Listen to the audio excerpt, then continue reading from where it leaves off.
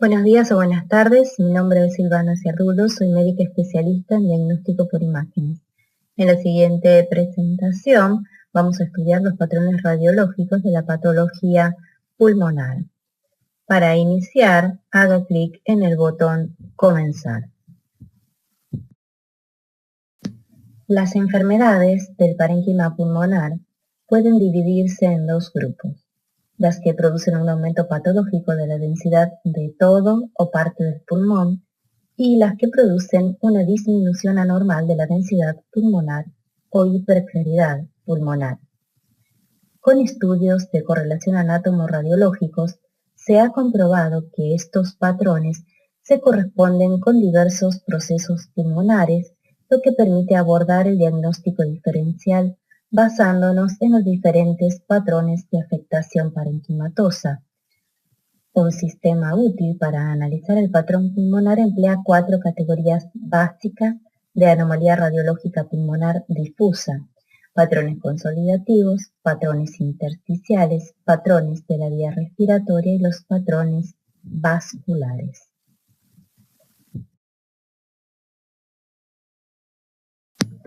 Esperamos que usted, luego de ver esta presentación, sea capaz de describir el lobulillo pulmonar secundario, identificar un patrón radiológico, recordar la fisiopatología y establecer la etiología probable, determinar los casos en que está indicado completar el estudio de un paciente con tomografía computada de alta resolución para establecer un diagnóstico diferencial. Hemos dividido el contenido de esta presentación en 5 temas, comenzando con un recuerdo anatómico del lobulillo pulmonar secundario. Luego, patrones alveolar, intersticial, de la vía aérea y vascular, cada uno por separado. Para navegar la presentación, usted puede utilizar las pestañas a la izquierda de su pantalla, o bien la barra de navegación en el sector inferior de la misma.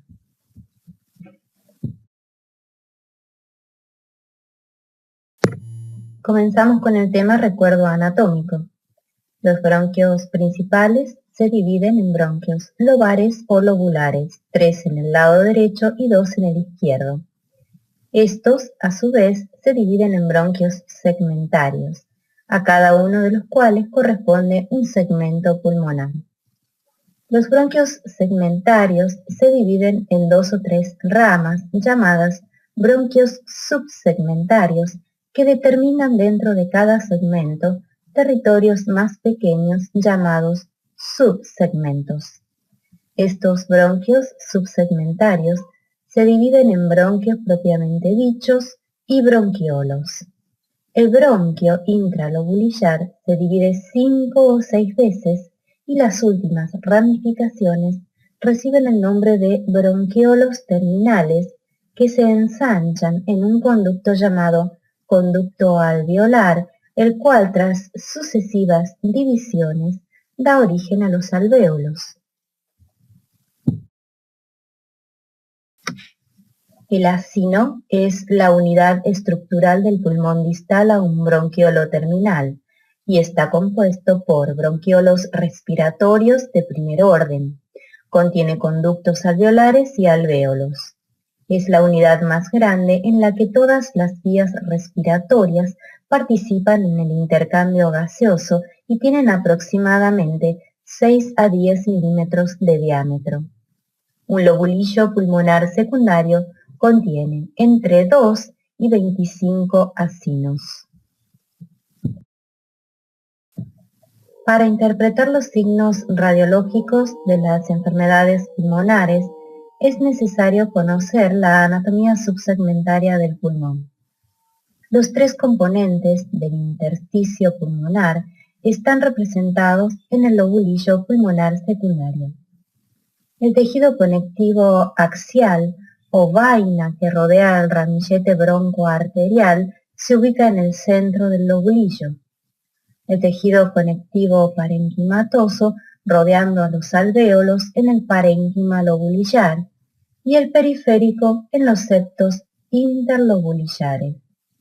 En las radiografías simples de tórax, habitualmente no es posible diferenciar los distintos componentes del intersticio, pero sí es posible en la tomografía computada con cortes de alta resolución.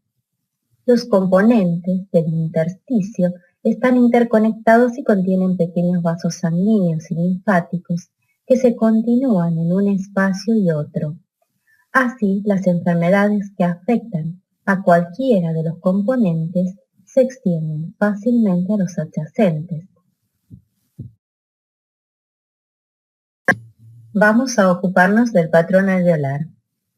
Las lesiones alveolares son aquellas en las que el aire de los alvéolos pulmonares está reemplazado por exudado o trasudado, por lo que también se conocen como enfermedades del espacio aéreo.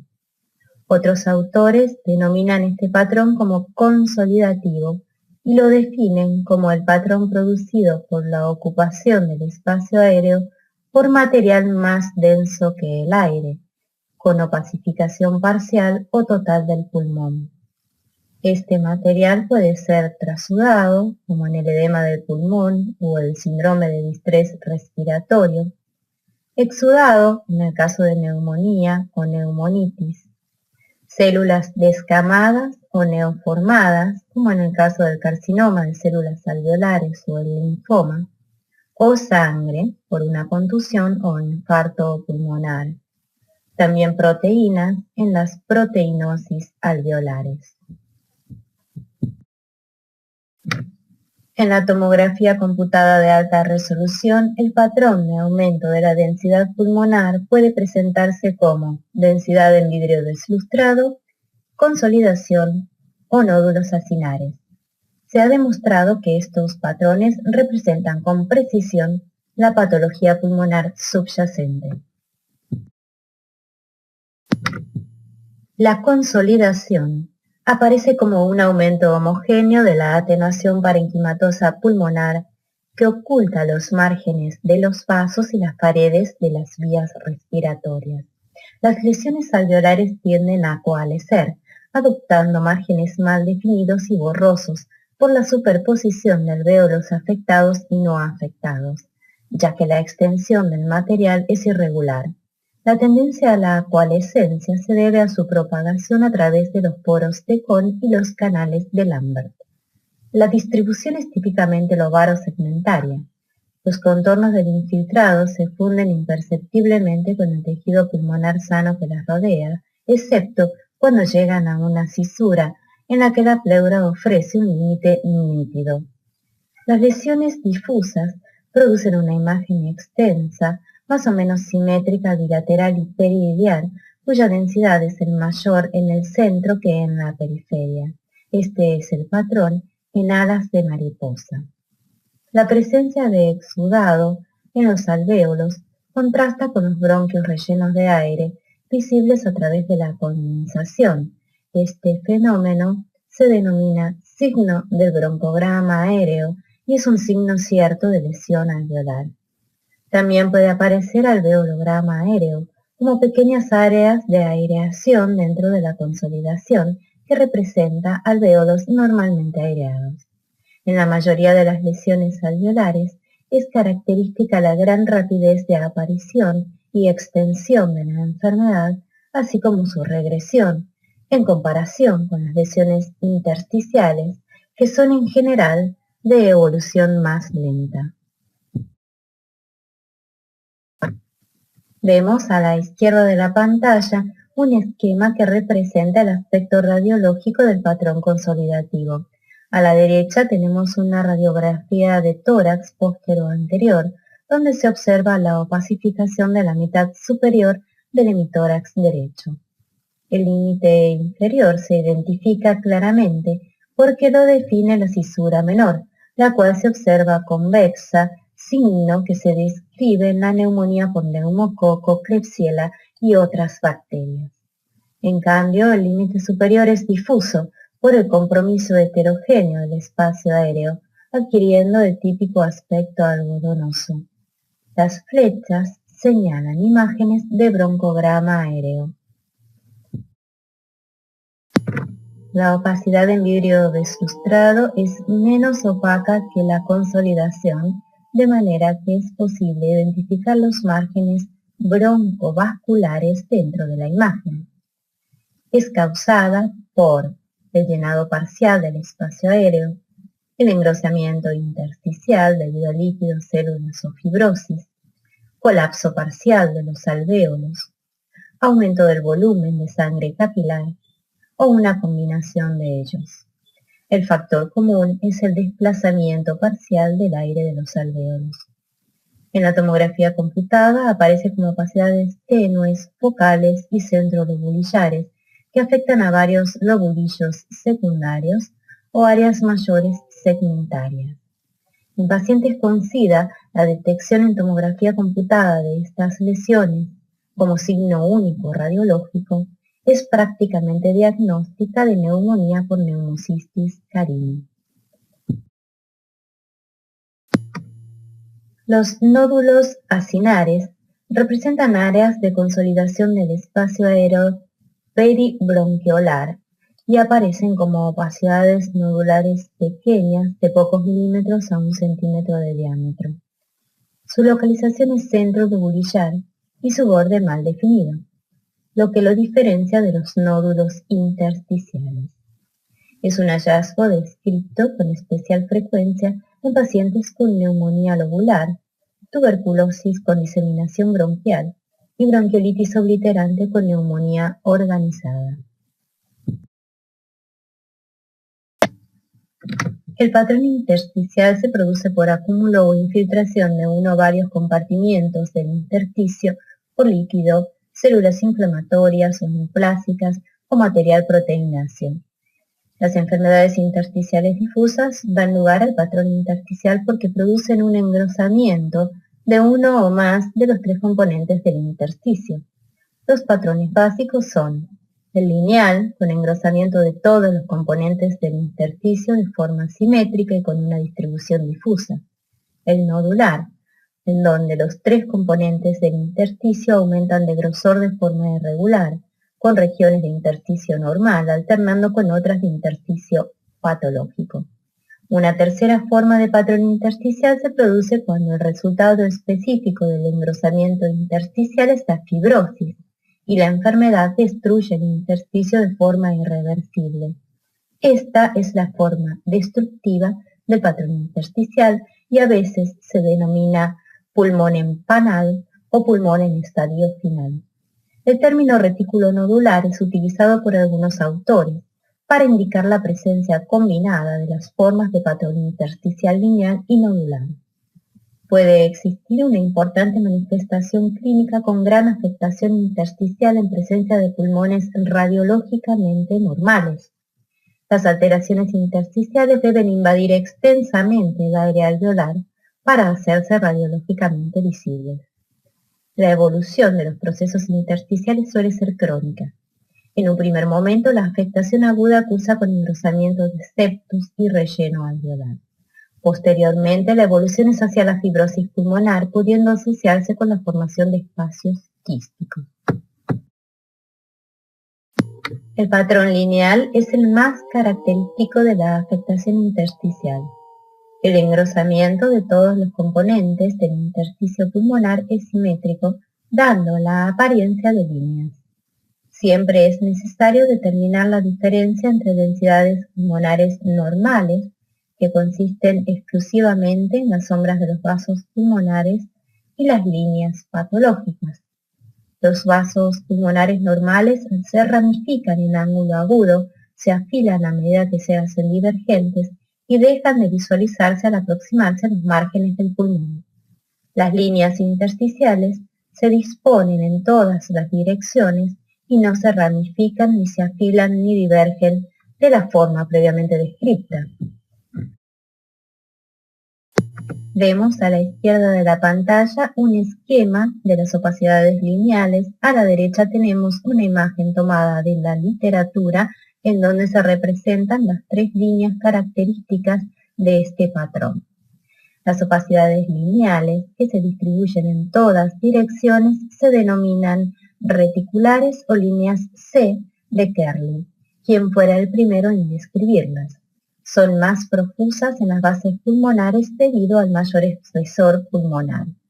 La segunda característica fundamental del patrón intersticial lineal es la presencia de engrosamiento septal.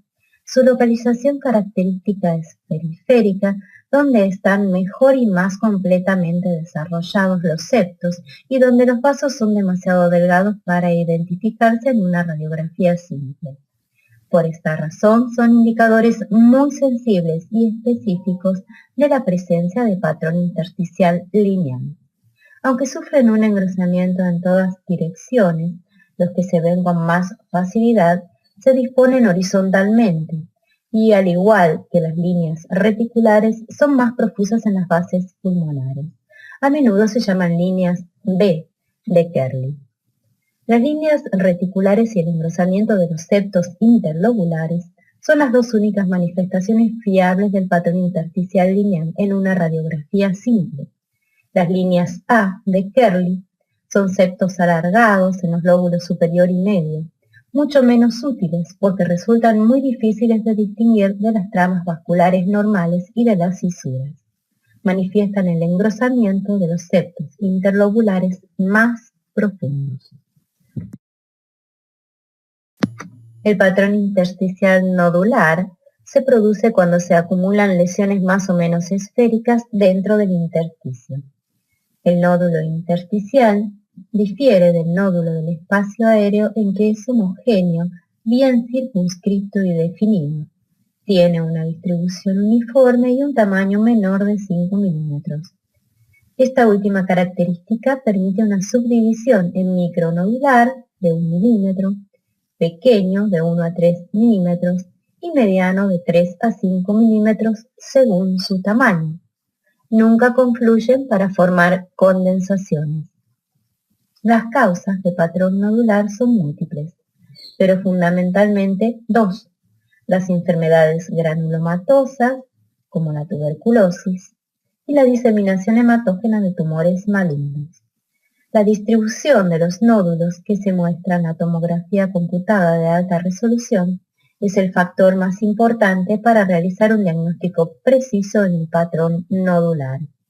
En la mayoría de los casos, pequeños nódulos pueden ser colocados en una de las tres categorías: perilinfáticos, centrilobulares o de distribución aleatoria. En la distribución perilinfática, la vía de los linfáticos en el pulmón es a lo largo del paquete broncovascular, en los septos interlobulillares, alrededor de las venas pulmonares de mayor tamaño y en la pleura. En pacientes con una distribución perilinfática, los nódulos se observan en relación con las superficies pleurales, los septos interlobulares y el intersticio peribroncovascular. Los nódulos son casi siempre visibles en una ubicación subpleural, particularmente en relación a las fisuras. En la distribución aleatoria, los nódulos están distribuidos al azar con respecto a las estructuras del pulmón y del lóbulo secundario. Los nódulos normalmente se pueden observar en las superficies pleurales y fisuras, pero falta el predominio subpleural que se ve a menudo en pacientes con la distribución perilinfática. Centro lobulillar describe la región broncovascular central de un lobulillo pulmonar secundario. Este término también se utiliza por los patólogos para describir la ubicación de las lesiones más allá del bronquiolo terminal, en el centro de los bronquiolos respiratorios o incluso los conductos alveolares. En ciertas enfermedades, los nódulos se limitan a la región centrolobulillar. A diferencia de los nódulos perilinfáticos y aleatorios, los centrolobulillares no alcanzan las superficies pleurales. Los nódulos más periféricos se ubican a 5 a 10 milímetros de las fisuras y de la superficie pleural. Veamos el patrón con disminución de la densidad. La destrucción difusa del intersticio pulmonar solo produce una apariencia característica en los casos avanzados y graves. La destrucción precoz, incluso si causa una fibrosis difusa, generalmente provoca un patrón lineal sin rasgos distintivos. La tomografía computada de alta resolución es útil para distinguir la destrucción precoz de otros patrones intersticiales lineales. Cuando la destrucción es muy significativa, lesiona el intersticio y hace que aumente de grosor. En estos casos, la destrucción da lugar a la formación de espacios quísticos irregulares, predominantemente periféricos de forma y tamaño variables. También se llama pulmón empanal o pulmón en estadio final. La causa más frecuente es idiopática, lo que ha llevado a los términos fibrosis pulmonar idiopática y alveolitis fibrosante. El término neumonitis intersticial usual, acuñado por Liebow, se emplea menos. Entre las causas específicas se incluye la histiocytosis X o granulomatosis de células de Langerhans, que también puede producir nódulos intersticiales y a veces se considera una enfermedad granulomatosa. Otra causa poco frecuente de este patrón es la linfangioleiomyomatosis. Los casos avanzados producen un patrón destructivo, mientras que los precoces pueden simular una linfangitis carcinomatosa, ya que origina un patrón intersticial lineal, especialmente en la región perivascular. Una bronquiectasia es una dilatación bronquial irreversible localizada o difusa, por lo general producto de la infección crónica, obstrucción proximal o anomalía congénita bronquial. Las bronquiectasias pueden ser clasificadas como cilíndricas, varicosas o quísticas, dependiendo de la apariencia de los bronquios afectados.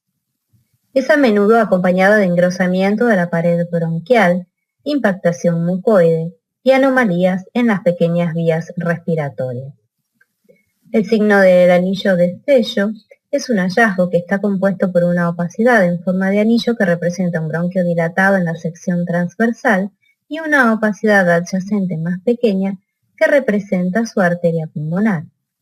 Con esta combinación, parecida a un anillo de sello, es la señal de tomografía computada básica de la bronquiectasia.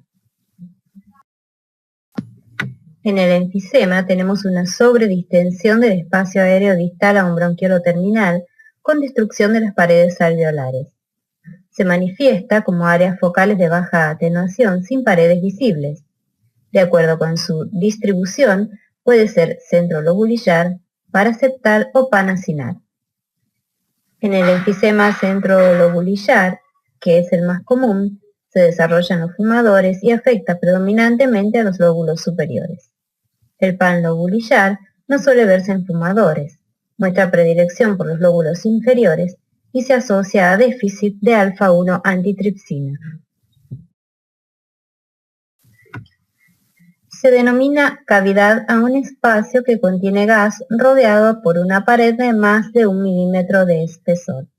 El aspecto radiográfico puede sugerir el diagnóstico etiológico.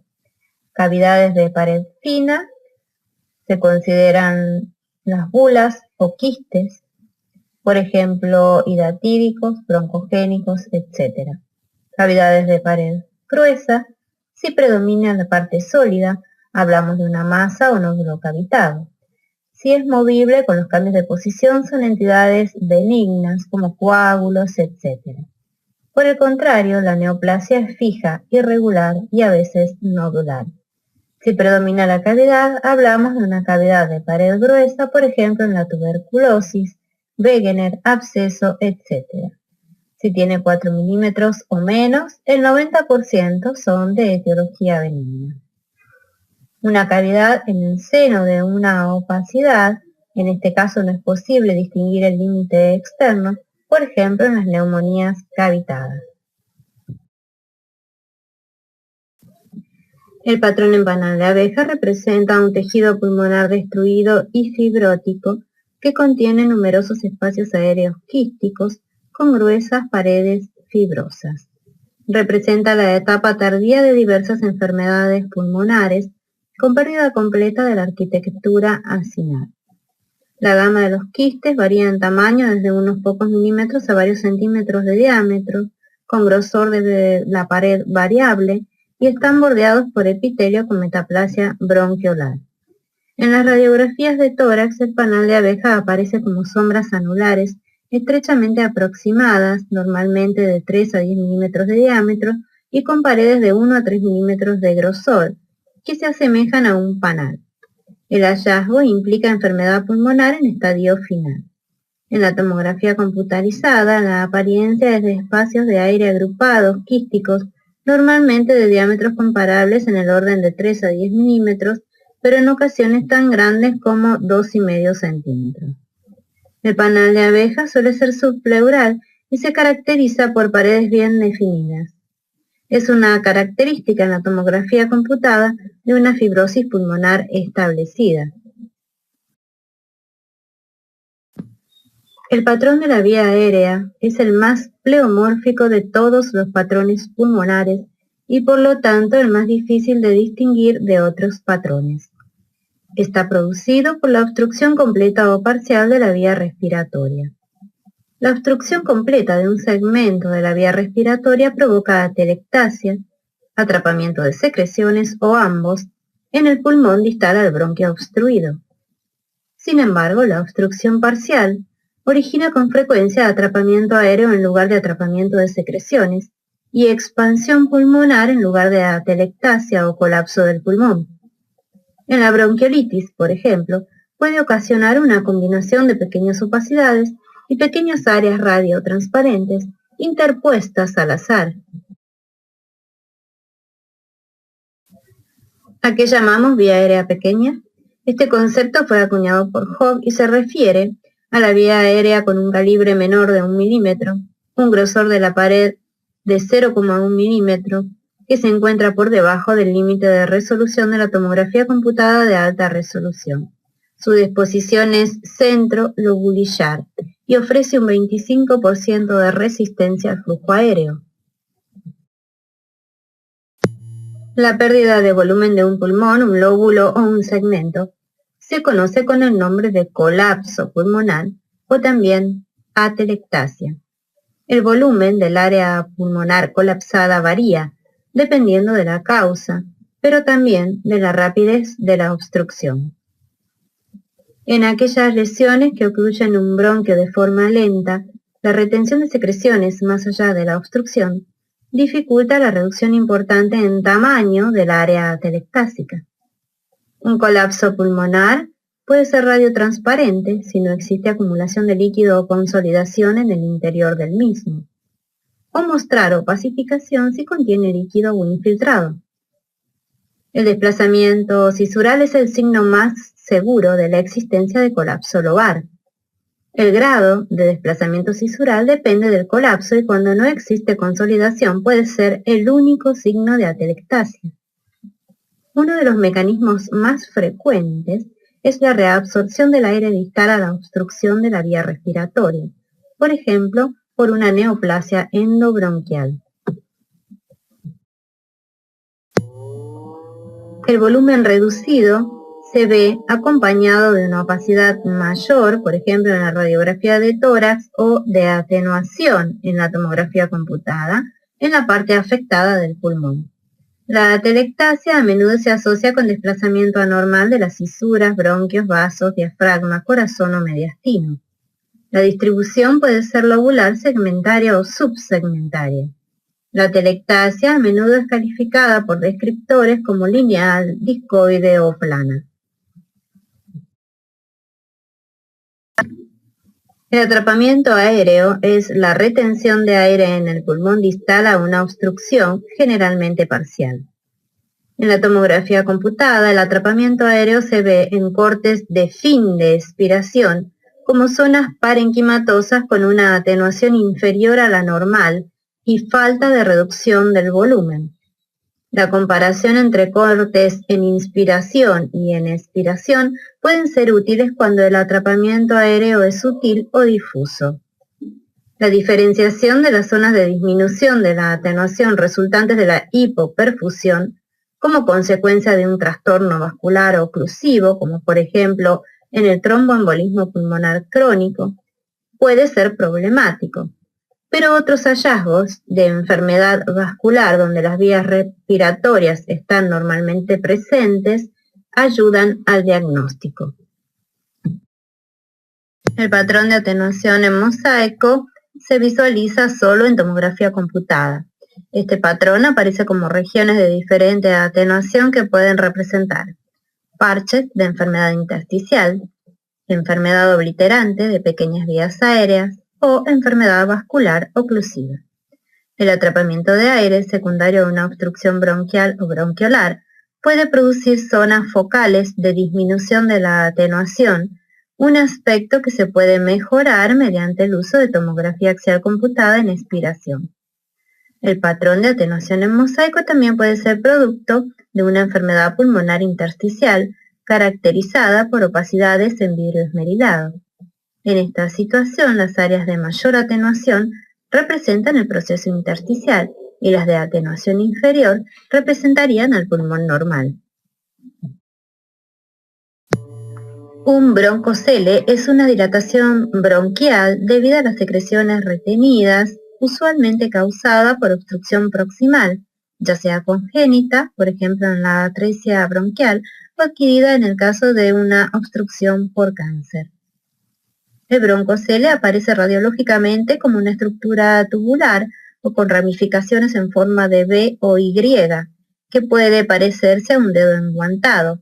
La atenuación en la tomografía computada de la mucosidad retenida es generalmente la del tejido blando, pero puede ser modificada por su composición, por ejemplo, con mayor atenuación en la aspergilosis broncopulmonar alérgica. En el caso de la atresia bronquial, el pulmón circundante puede ser de atenuación disminuida a causa de la ventilación reducida y por lo tanto de la perfusión también disminuida. Las bronquioloectasias se definen como la dilatación de los bronquiolos. Es causada por una enfermedad inflamatoria de las vías respiratorias y en este caso potencialmente reversible o con más frecuencia por fibrosis irreversible. Cuando los bronquiolos dilatados están llenos de exudado y tienen paredes gruesas, son visibles como un patrón de árbol en quemación o árbol en brote, o como nódulos centrolobulillares. En las bronquioloectasias de tracción, los bronquiolos dilatados se visualizan como espacios aéreos pequeños, quísticos, tubulares, combinados con signos de fibrosis en la tomografía computada. En el patrón de árbol en brote o árbol en quemación, la imagen está producida por engrosamiento de las paredes de los bronquiolos, dilatación de la pequeña vía respiratoria y el impacto en los bronquios de secreciones y material fibroso. Se pueden observar como nódulos centrolobulillares asociados a las ramificaciones que representan la dilatación bronquiolar exudativa. Se ha descrito en la diseminación broncógena de la tuberculosis, en bronquiolitis y en otras enfermedades. Las alteraciones vasculares que habitualmente ocurren en las enfermedades intratorácicas con frecuencia proporcionan una pista muy importante para el diagnóstico. Aún los mínimos cambios en las estructuras vasculares, si se detectan, pueden conducir al diagnóstico precoz de lesiones tan importantes como la hipertensión pulmonar o el tromboembolismo pulmonar. Siguiendo al Dr. Pedrosa, los clasificaremos en 7 patrones.